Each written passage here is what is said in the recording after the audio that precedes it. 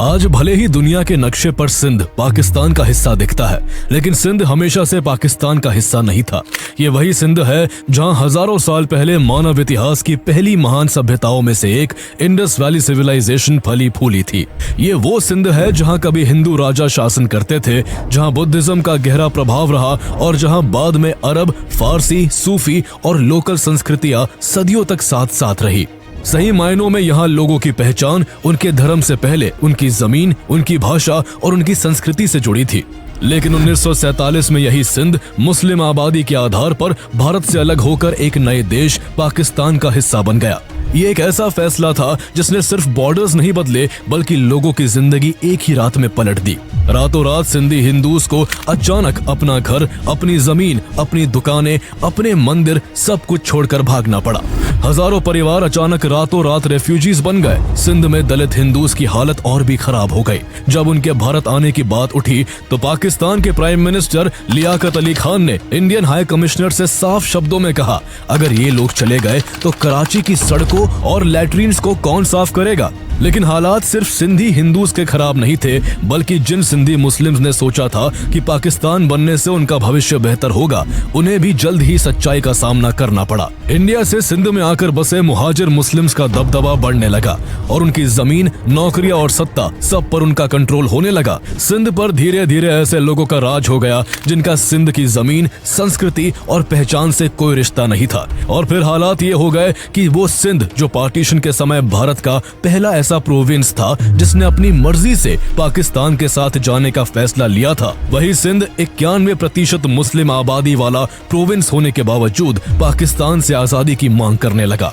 आइए आज समझते हैं सिंध का पूरा इतिहास, कैसे उसकी जड़ें इंडस वैली सिविलाइजेशन से जुड़ी हुई है, उस पर कौन कौन से हिंदू और बौद्ध राजाओं ने राज किया, वहां पर मुस्लिम रूल की शुरुआत कैसे हुई, आखिर सिंध पाकिस्तान का हिस्सा कैसे बना और सिंधियों के लिए एक अलग देश, सिंधु देश के सपने की हकीकत क्या है। सिंध शब्द संस्कृत के सिंधु शब्द से आया है, जो यहाँ बहने वाली सिंधु नदी यानी इंडस रिवर के नाम पर है। 1947 के पार्टीशन के बाद से सिंध पाकिस्तान का हिस्सा है। इसके वेस्ट में बलोचिस्तान, नॉर्थ में पाकिस्तान का पंजाब, ईस्ट में इंडिया के गुजरात एंड राजस्थान और साउथ में अरेबियन सी है। सिंध आबादी के मामले में पाकिस्तान का दूसरा सबसे बड़ा और एरिया के हिसाब से तीसरा सबसे बड़ा प्रोविंस है। लेकिन 1947 से पहले ऐसा कुछ भी नहीं था। सिंध की असली कहानी समझने के लिए हमें मॉडर्न बॉर्डर से बाहर निकलकर हजारों साल पीछे उस समय में चलना होगा जब सिंधु नदी के किनारे ह्यूमन हिस्ट्री की पहली महान सभ्यताओं में से एक आकार ले रही थी। आज से करीब 5000 साल पहले सिंधु नदी की वजह से इस इलाके में इंडस वैली सिविलाइजेशन फली फूली थी, जिसे सिंधु घाटी सभ्यता भी कहते हैं। इंडस सिविलाइजेशन के लोगों का ट्रेड और कल्चर काफी प्रॉस्परस था और इसी युग की कई परंपराएं आगे चलकर सिंधी आइडेंटिटी की नींव बनी। यहाँ की प्रॉस्पेरिटी को देखकर यहाँ पर्शिया के राजा साइरस और फिर मैसेडोनियन किंग अलेक्जेंडर का भी आक्रमण हुआ। आगे चलकर इस इलाके को मौर्यन डायनेस्टी ने अपने कब्जे में ले लिया। चूंकि मौर्यन किंग अशोका ने बौद्ध धर्म स्वीकार कर लिया था और इसका जमकर प्रचार भी किया था, इसलिए सिंध के भी काफी लोगों ने बौद्ध धर्म को स्वीकार किया। इस तरह उस समय तक सिंध में हिंदू और बौद्ध के रूप में दो रिलीजन्स के लोग रहते थे। इसके बाद यहाँ कुषाण किंग का शासन रहा। कुषाण राजा कनिष्क ने सिंध को चाइना के सिल्क रूट से जोड़ा, जिससे सिंध ने खूब प्रोग्रेस की। इसके बाद यहाँ की सत्ता पर राय डायनेस्टी काबिज हुई, जो 7वीं सेंचुरी तक यहाँ शासन करती रही। इस वंश के आखिरी राजा राय सहाय सेकंड थे। चूंकि उनकी कोई संतान नहीं थी, इसलिए राय साहेब सेकंड की मृत्यु के बाद उनकी विधवा पत्नी रानी सुहंदी ने दरबार के ही एक ब्राह्मण अधिकारी चच से शादी कर ली। कहा जाता है कि चच बेहद अट्रैक्टिव और इंटेलिजेंट थे और रानी सुहंदी से शादी के बाद वो सिंध के राजा बन गए। चच से रानी सुहंदी को दाहिर नाम का एक पुत्र हुआ, जो आगे चलकर सिंध के एक महान रूलर साबित हुए। हालांकि राजा चच के बाद 9 सालों के लिए उनके भाई चंद्रसेन सिंध के राजा बने थे, जिन्होंने बौद्ध धर्म अपना लिया था और इसी को अपना राज धर्म डिक्लेयर कर दिया था। इससे चंद्रसेन के समय में बौद्धों को काफी हायर रैंक मिला। लेकिन जैसे ही दाहिर सिंध के राजा बने, उन्होंने हिंदू धर्म को अपना राज धर्म घोषित कर दिया, जिससे बुद्धिस्ट का इन्फ्लुएंस काफी कम हो गया। ऐसे में राजा दाहिर से बुद्धिस्ट काफी गुस्सा हुए और उनसे बदला लेने के लिए अच्छे मौके का इंतजार करने लगे। आगे चलकर यही दुश्मनी सिंध को ऐसे लोगों के हवाले करने वाली थी जो धीरे धीरे वहां के हिंदू और बौद्ध दोनों के अस्तित्व को खत्म करने वाले थे। राजा दाहिर के रूल में सिंध खूब फला फूला और उनका एम्पायर मकरान से लेकर गुजरात तक और मालवा एंड मुल्तान से लेकर सदर्न पंजाब तक फैल गया। उनके शासनकाल में सिंध में जमीन और समुद्र दोनों मार्गों से ट्रेड होता था, इसलिए राजा दाहिर का राज्य सिंध काफी प्रॉस्पेरस था। सिंध की ही प्रॉस्पेरिटी अरब इन्वेडर्स को बार बार अपनी ओर खींच रही थी। जिस समय राजा दाहिर सिंध में रूल कर रहे थे, उससे करीब 50 साल पहले साल 610 एडी में सऊदी अरेबिया में एक नए धर्म इस्लाम का राइज हो रहा था। इस्लाम काफी तेजी से पॉपुलर हुआ और अरब देशों में फैल गया। जैसे जैसे पॉपुलैरिटी बढ़ी, इस्लामिक रूलर पावरफुल होते गए। राजा दाहिर के एम्पायर के समय तक इस्लाम की फर्स्ट डायनेस्टी उमायद का शासन था, जिसके शासक खुद को खलीफा कहते थे। 6th उमायद खलीफा अल वालिद वन ने अपने रूल में बेहद क्रूर अल हज्जाज इब्न यूसुफ को इराक का गवर्नर बना रखा था। साल 707 एडी में खलीफा अल वालिद वन का बेशकीमती जूल आदमी, औरत और बच्चों से भरा एक मर्चेंट शिप्स श्रीलंका से इराक की ओर आ रहा था, लेकिन समुद्री डाकुओं ने उसे सिंध के डेबाल पोर्ट के पास लूट लिया और उस पर सवार सभी पैसेंजर्स को बंदी बना लिया। इस घटना से अल हज्जाज भड़क उठा। चूंकि डेबाल पोर्ट राजा दाहिर के एम्पायर का हिस्सा था, इसलिए उसने राजा दाहिर के पास खत लिखकर अपने मर्चेंट शिप्स को लौटाने को कहा। लेकिन राजा दाहिर ऐसा नहीं कर सके, क्योंकि ये काम समुद्री लुटेरों का था। राजा दाहिर के इस रिस्पॉन्स से अल हज्जाज गुस्से से भर उठा और सिंध के खिलाफ जिहाद की घोषणा कर दी। इसके बाद अरबों ने सिंध पर कुल 15 आक्रमण किए, जिनमें 14 बार राजा दाहिर ने उनके छक्के छुड़ा दिए। लेकिन 15वें आक्रमण में नतीजा बदल गया। 14 बार की हार से परेशान अल हज्जाज ने 15वें आक्रमण के लिए खुद अपने भतीजे मोहम्मद बिन कासिम को एक विशाल सेना के साथ सिंध भेजा। साल 712 एडी में सिंधु रिवर के किनारे अरब सेना और सिंध की सेना के बीच घमासान युद्ध हुआ। इस युद्ध में सिंध की सेना ने मोहम्मद बिन कासिम को 3 बार मात दी और उसे पीछे हटने पर मजबूर कर दिया। ऐसे में सालों से राजा दाहिर से बदले के लिए तरस रहे बौद्ध मोक्ष वासव और ज्ञान बुद्ध ने मोहम्मद बिन कासिम से हाथ मिला लिया। उनसे सिंध के किले का पूरा भेद जानकर मोहम्मद बिन कासिम ने राजा दाहिर को हरा दिया। मोहम्मद बिन कासिम इतना क्रूर था कि उसने राजा दाहिर के कटे हुए सिर के साथ उनकी 2 बेटियां सूर्या देवी और प्रेमला देवी को अरब खलीफा के पास तोहफे के रूप में भेज दिया।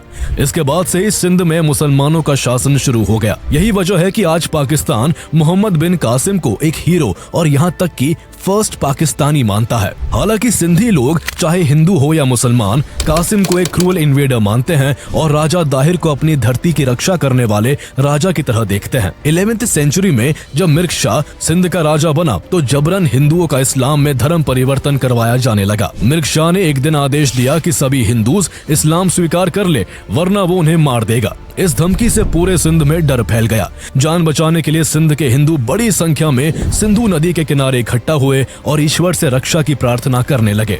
अगले 40 दिनों तक उन्होंने कठोर व्रत रखा, धार्मिक भजन किए और इस दौरान ना तो उन्होंने बाल कटवाए ना ही कपड़े बदले। इसी ऐतिहासिक आस्था की याद में सिंधी समुदाय आज भी उस 40 दिन की तपस्या को चालीहो के नाम से मानता है।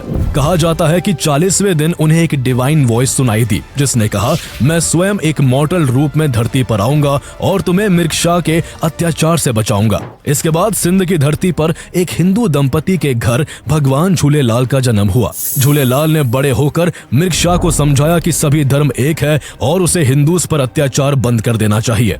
लेकिन मिर्ग शाह नहीं माना और उल्टा सैनिकों से झूलेलाल को कैद करने का आदेश दे दिया। कहा जाता है कि उसके ऐसा कहते ही उसे सूचना मिली कि मिर्ग शाह के राजमहल के चारों ओर आग लग गई है और वहां अचानक बाढ़ आ गई है, जिसमें उसका राजमहल पानी में डूब रहा है। ऐसे में डर के मारे मिर्ग शाह भगवान झूलेलाल की शरण में आया और उसने जबरन धर्म परिवर्तन पर रोक लगाने का वचन दिया। इसके बाद सिंध में हिंदूज और मुस्लिम्स के बीच यूनिटी स्टैब्लिश हो गई और तब से लेकर आज तक इंडिया और पाकिस्तान के सभी सिंधी, चाहे हिंदू हो या मुस्लिम, झूलेलाल को अपना भगवान मानते हैं। इसके बाद यहाँ सूफिज्म का दौर आया और सालों तक यहाँ शांति बनी रही। आगे चलकर अकबर ने सिंध को अपने कब्जे में ले लिया और फिर सिंध औरंगजेब औरंगजेब तक मुगल एम्पायर का हिस्सा बना रहा। लेकिन औरंगजेब के बाद जब मुगल्स कमजोर हुए तो सिंध पर पड़ोसी बलोच सरदारों ने कब्जा जमा लिया। यह वही दौर था जब ईस्ट इंडिया कंपनी भारत में अपना राज लगातार बढ़ा रही थी और इसी कड़ी में सिंध पर भी अंग्रेजों की नजर गई। साल 1758 में अंग्रेजों ने सिंध की राजधानी थट्टा में अपनी एक कंपनी भी खोली, लेकिन इससे अंग्रेजों को यहाँ कोई खास सफलता नहीं मिल सकी और जल्द ही उन्हें इसको बंद करना पड़ा। उन दिनों ब्रिटिशर्स से नेवल कॉन्फ्लिक्ट में मात खाने के बाद नेपोलियन लैंड रूट से इंडिया को इन्वेड करने की प्लानिंग कर रहा था। ब्रिटिशर्स को डर था कि कहीं भारत जैसा खजानों से भरा देश उनके हाथ से निकल ना जाए, इसलिए गवर्नर जनरल लॉर्ड मिंटो ने अपने रिप्रेजेंटेटिव्स को तेहरान, काबुल, लाहौर और सिंध भेजकर फ्रेंडली ट्रीटीज के जरिए फ्रेंच चैलेंज को काउंटर करने का प्रयास किया। ऐसे में साल 1809 में सिंध और अंग्रेजों के बीच भी treaty of eternal friendship sign हुई और सिंध ने अपने एरिया में फ्रेंच को सेटल न होने देने का वादा किया। इसके साथ ही एक अंग्रेज रिप्रेजेंटेटिव को हमेशा के लिए सिंध के हैदराबाद में रहने की परमिशन भी दे दी गई। इस तरह अंग्रेजों ने सिंध में एंट्री की और बहुत से हथकंडों के चलते कुछ ही सालों में ब्रिटिशर्स ने सिंध में अपनी सेना को इतना मजबूत कर लिया कि 1843 में बैटल ऑफ मियानी में बलोच सरदारों को हराकर सिंध को अपने कब्जे में ले लिया। इसके बाद ब्रिटिशर्स ने सिंध को बॉम्बे प्रेसिडेंसी का हिस्सा बना दिया ताकि सिंधी एंग्लो अफगान युद्ध के दौरान अंग्रेजों को कोई नुकसान ना पहुंचा सके। इससे सिंध का एडमिनिस्ट्रेटिव ढांचा बदल गया और वहां नए अंग्रेजी कानून लागू किए गए। हैरान करने वाली बात यह रही कि सिंधी सोसाइटी ने बड़ी तेजी से खुद को ब्रिटिश तौर तरीकों में ढालना शुरू कर दिया। कुछ ही सालों में सिंधीज ने इंग्लिश पढ़ना लिखना भी सीख लिया। अंग्रेज सिंधीज के बिजनेस करने के अंदाज से काफी प्रभावित हुए, इसलिए कई सिंधीज को हायर एडमिनिस्ट्रेटिव और कमर्शियल पोस्ट भी दिए। अंग्रेजों ने अपने ट्रेड रूट्स को और कन्वीनियंट बनाने के लिए सिंध में बड़े पैमाने पर नहरें, रेल मार्ग और नए पोर्ट्स बनवाए।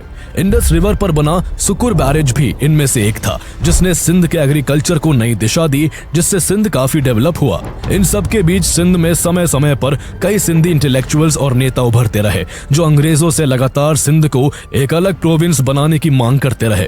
उन दिनों आज का गुजरात भी बॉम्बे प्रेसिडेंसी का हिस्सा हुआ करता था। ऐसे में सिंध में रहने वाले लोगों का कहना था कि मराठी और गुजरातीज के दबदबे के चलते उनके हकों और परंपराओं को दरकिनार किया जा रहा है। बात इतनी आगे बढ़ी कि साल 1913 में एक लोकल सिंधी हिंदू लीडर हरचंद्राई विशनदास ने सिंध को एक अलग प्रोविंस बनाने का प्रस्ताव रखा। आगे चलकर उनकी इस मांग को ऑल इंडिया मुस्लिम लीग ने भुनाना शुरू कर दिया और साल 1925 में एक रेजोल्यूशन पास करके सिंध को बॉम्बे प्रेसिडेंसी से सेपरेट करने की मांग रख दी। 3 साल बाद 1928 में ऑल पार्टीज कॉन्फ्रेंस में मोतीलाल नेहरू के नेतृत्व में नेहरू कमेटी फॉर्म की, जिसने कहा कि सिंध को अलग प्रोविंस बनाया जाना चाहिए, लेकिन तभी जब ये साबित हो कि वो फाइनेंशियली सेल्फ सफिशिएंट है।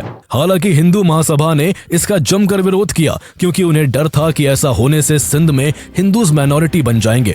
अगले साल मोहम्मद अली जिन्ना ने मुसलमानों के हितों की रक्षा के नाम पर अंग्रेजों के सामने 14 पॉइंट्स डिमांड रखी, जिसमें मुस्लिमों के लिए कई मांगों के अलावा सिंध को बॉम्बे प्रेसिडेंसी से अलग करने की डिमांड भी शामिल थी। असल में मुस्लिम लीग की नजर धर्म के नाम पर इंडिया से अलग देश पाकिस्तान बनाकर उसमें सिंध को भी शामिल करवाने पर टिकी हुई थी। इसके पीछे का एक बड़ा कारण ये भी था कि 1930 तक सिंध में मुस्लिम मेजॉरिटी हो चुके थे और वो सिंध की आबादी का लगभग 75% हिस्सा थे।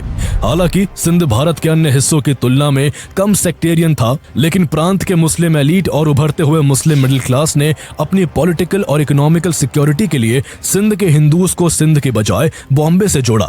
मुस्लिमों ने सिंधी हिंदूज को इस रूप में प्रचारित किया कि उन्हें सिंध की तुलना में बॉम्बे के हितों की चिंता है, क्योंकि उस समय तक अधिकांश सिंधी हिंदूज सिंध को बॉम्बे से अलग करने का विरोध कर रहे थे।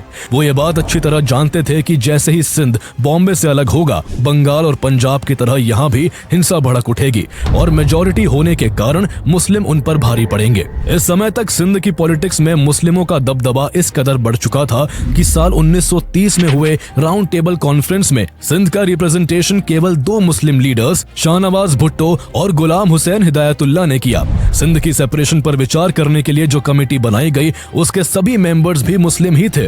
साल 1932 आते आते सिंध को बॉम्बे से अलग करने का यह आंदोलन इतना बढ़ गया कि सिंध के लोकल मुस्लिम लीडर्स ने 10 सितंबर को सेपरेशन डे के रूप में मनाना शुरू कर दिया। साल 1935 में सिंध में ऑटोनॉमी की उठ रही रही लगातार मांग के आगे ब्रिटिशर्स आखिरकार झुक गए और अक्टूबर 1935 में ब्रिटिश पार्लियामेंट ने गवर्नमेंट ऑफ इंडिया एक्ट 1935 के तहत सिंध को बॉम्बे से अलग एक प्रोविंस डिक्लेयर कर दिया, जो 1 अप्रैल 1936 से लागू होना था। लैंसलॉर्ड ग्राहम को सिंध का पहला गवर्नर अपॉइंट किया गया और उनके एडवाइजरी कमेटी में लोकल लीडर्स शाहनवाज भुट्टो, गुलाम हुसैन हिदायतुल्लाह और दीवान हीरानंद को जगह दी गई।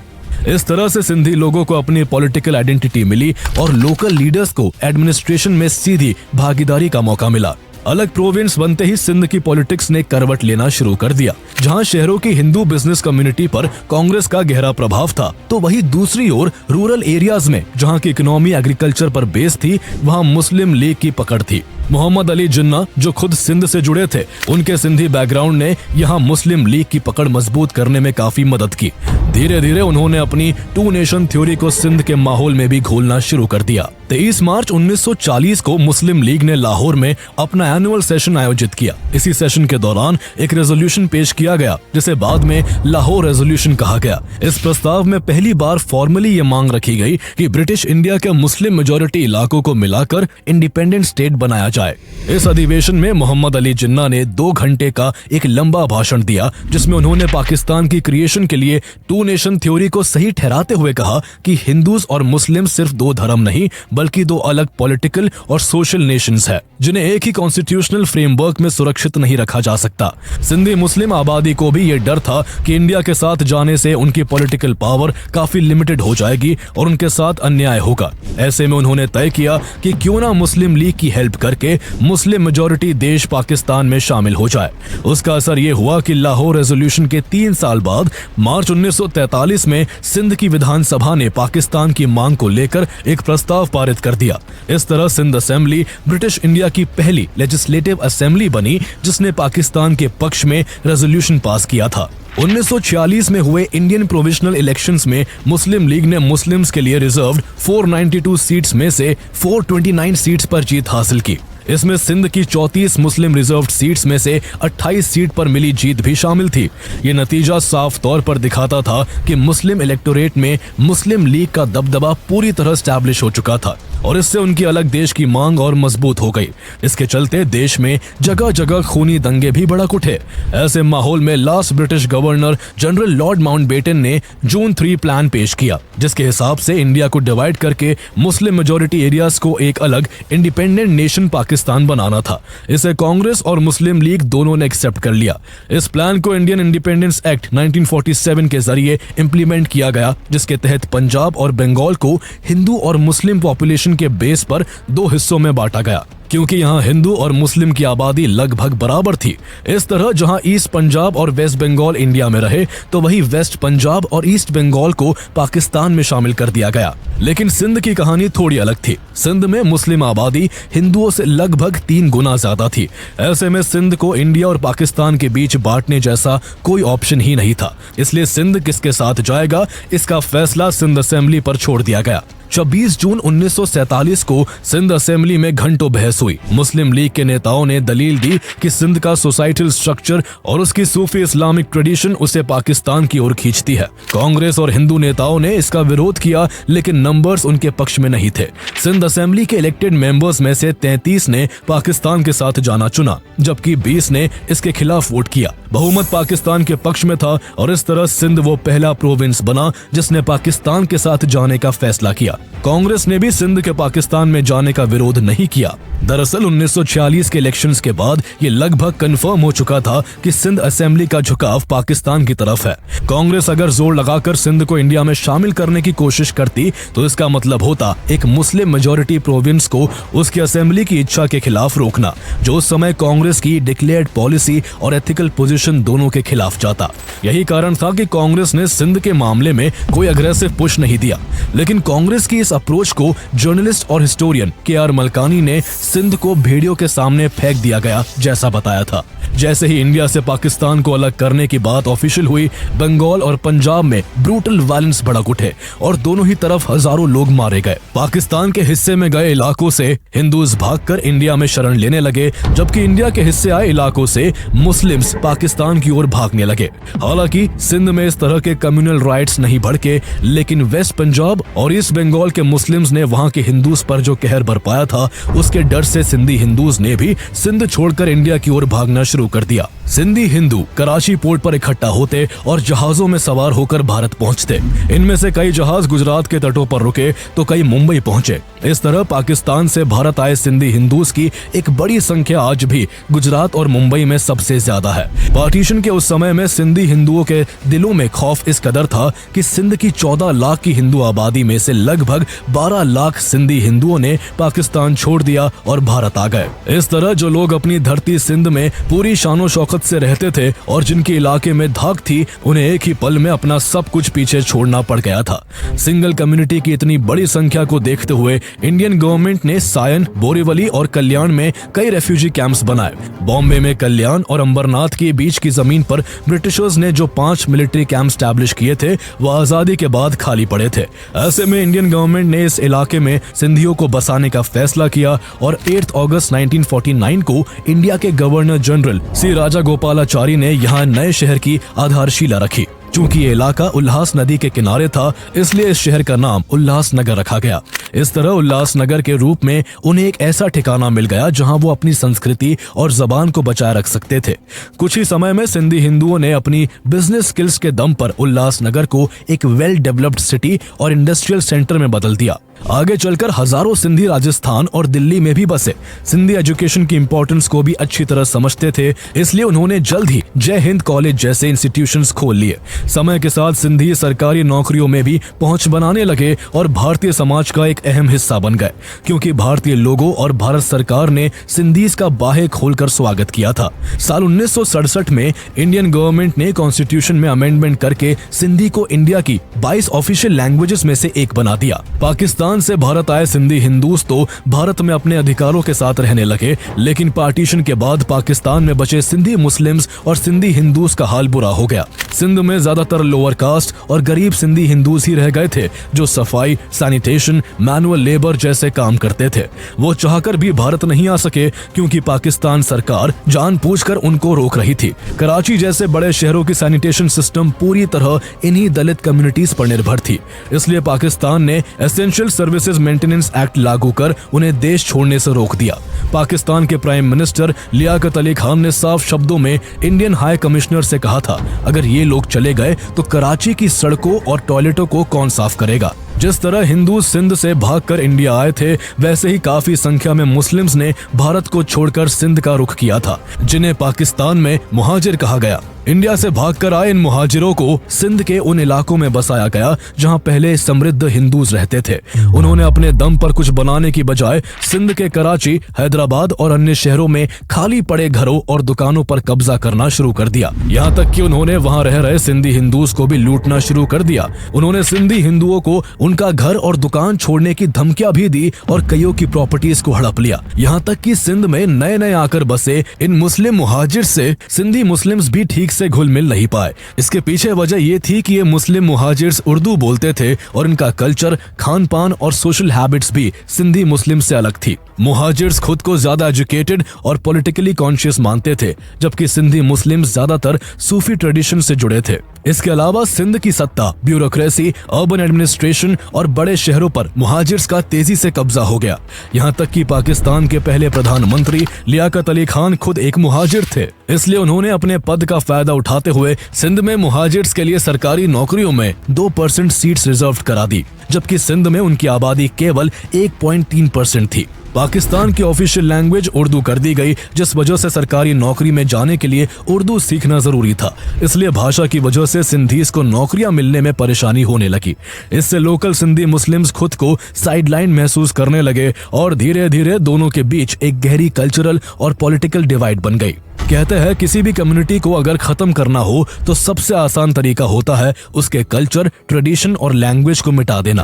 पाकिस्तान का हिस्सा बनने के बाद सिंध में कुछ ऐसा ही खेल खेला गया था। पाकिस्तान ने सोचा कि अगर वो सिंध पर जबरदस्ती उर्दू थोप देगा और उनके कल्चर एंड ट्रेडिशन को साइडलाइन कर देगा तो उनकी हजारों साल पुरानी आइडेंटिटी खुद ब खुद मिट जाएगी। लेकिन पाकिस्तान एक बात समझ नहीं पाया कि सिंध चुपचाप बैठने वालों में से नहीं था, बल्कि इसके खिलाफ पाकिस्तान में रह रहे सिंधियों ने अपने लोगों को एकजुट करना शुरू कर दिया। सिंधी हिंदू और सिंधी मुस्लिम दोनों एक साथ आ गए, जिससे इस आंदोलन को रफ्तार मिली और वो सिंधी लोगों के लिए सिंधु देश की मांग करने लगे। साल 1967 में सिंधी नेशनलिस्ट लीडर्स गुलाम मुर्तजा सईद और पीर अली मोहम्मद राशिदी ने इस मूवमेंट को एक नई दिशा दी। गुलाम मुर्तजा सईद ने a nation in change Sindhu देश नाम की एक बुक लिखी और उसमें सिंधु देश का ब्लूप्रिंट प्रेजेंट किया। उनका तर्क था कि सिंध कोई सामान्य प्रोविंस नहीं, बल्कि अपनी distinct language, culture, 5000 year old history and Indus valley civilization का घर होने के कारण इमेंस प्राइड रखता है। सैयद का कहना था कि पार्टीशन के बाद सिंध को पाकिस्तान में एक कॉलोनाइज्ड रीजन की तरह ट्रीट किया गया, उसकी भाषा को दबाया गया, रिसोर्सेज को सेंटर ने कंट्रोल किया और सिंधी लोगों को अपनी ही जमीन पर पॉलिटिकल पावर से बाहर कर दिया गया। इसी वजह से उनका दावा था कि सिंध की आइडेंटिटी और डिग्निटी को बचाने का एकमात्र रास्ता सेपरेट होमलैंड यानी सिंधु देश है। इसी बीच भाषा के आधार पर ईस्ट बंगाल में शुरू हुई आग 1971 में पाकिस्तान से एक अलग देश बांग्लादेश बनकर खत्म हुई। बांग्लादेश के अस्तित्व में आने से सिंधु देश बनाने की मांग और तेज हो गई। ईस्ट बंगाल के संघर्ष से प्रेरणा लेकर गुलाम मुर्तजा सईद ने सिंध तहरीक नाम का संगठन बनाया। गुलाम मुर्तजा सईद के अलावा सिंधु देश बनाने की मांग करने वालों में इब्राहिम जोयो और शेख अयास का नाम भी शामिल है, जिन्हें सूफी सेंट्स ऑफ सिंधी नेशनलिज्म कहा जाता है। जनरल जिया उल हक के शासन में सिंध में गुरिल्ला यूनिट्स उभरने लगी और वो यूनिट्स इस्लामाबाद की पंजाबी डोमिनेटेड फेडरल ट्रूप्स के खिलाफ लड़ने लगी, लेकिन पाकिस्तानी आर्मी ने उन्हें हर बार बुरी तरह से कुचल दिया। लेट 1980s में गुलाम मुर्तजा सईद सिंध नेशनल अलायंस के नेता बने और उन्होंने अनेक आइडियोलॉजिकल ग्रुप्स को एक मंच पर लाने की कोशिश की, लेकिन 1988, 1990 और 1993 के इलेक्शंस में उनकी पार्टी एक भी सीट नहीं जीत सकी, जिसके बाद सिंधु देश का मूवमेंट थोड़ा कमजोर पड़ गया। साल 1992 में पाकिस्तानी गवर्नमेंट ने गुलाम मुर्तजा सईद को अरेस्ट कर जेल में डाल दिया और 25 अप्रैल 1995 को कराची में कैद के दौरान ही उनकी मौत हो गई। आज सिंध में जीए सिंध कवामी महज, JSQM, वर्ल्ड सिंधी कांग्रेस, सिंधु देश लिबरेशन आर्मी SLA और जीए सिंध तहरीक जैसी कई प्रो सिंधु देश ऑर्गेनाइजेशंस मौजूद है जो सिंधु देश की मांग को जिंदा रखे हुए हैं। इनमें JSQM जैसे संगठन नॉन वायलेंट इंडिपेंडेंस मूवमेंट की बात करते हैं, जबकि सिंधु देश लिबरेशन आर्मी जैसे ग्रुप्स एक्सट्रीमिस्ट आइडियोलॉजी अपनाते हैं। आज भी सिंध में 25 अप्रैल यानी गुलाम मुर्तजा सईद की मौत के दिन उनके समर्थक भारी प्रदर्शन करते हैं और अपने लिए सिंधु देश की मांग को दोहराते हैं। भले ही आज तक सिंधु देश की मांग पूरी नहीं हो सकी है, लेकिन सिंधु देश एक विचार है जो पाकिस्तान के सिंध प्रांत और दुनिया भर में फैले सिंधीज का एक सपना है, जिसे उन्होंने अपने सीने में जिंदा रखा है। कुछ दिन पहले भारत के डिफेंस मिनिस्टर राजनाथ सिंह ने सिंधी सोसाइटी द्वारा आयोजित एक इवेंट में ये कहकर सिंधु देश को चर्चा में ला दिया कि आज भले ही सिंध की धरती भारत का हिस्सा नहीं है, लेकिन सांस्कृतिक रूप से सिंध हमेशा भारत का हिस्सा रहेगा। उन्होंने आगे कहा कि जहां तक जमीन का सवाल है तो सीमाएं बदल भी सकती है और हो सकता है कल सिंध फिर से भारत में वापस आ जाए। X vice prime minister Lal Krishna Advani की बुक का जिक्र करते हुए वो कहते हैं कि सिंधी हिंदूज आज तक सिंध को भारत से अलग करने की बात को कबूल नहीं कर पाए हैं। इससे पता चलता है कि भारत आज भी सिंध प्रदेश को अपना हिस्सा मानता है। इसकी एक झलक भारत के नेशनल एंथम में भी दिखती है, जहां आज भी सिंध को इंडिया के एक इलाके के रूप में जगह दी गई है। अगर आपको सिंध की ये कहानी सोचने पर मजबूर करती है तो आपको बलोचिस्तान की कहानी भी जरूर जाननी चाहिए कि आखिर कैसे पाकिस्तान का एक और हिस्टोरिक रीजन अपनी आइडेंटिटी, रिसोर्सेज और ऑटोनॉमी के लिए दशकों से स्ट्रगल कर रहा है।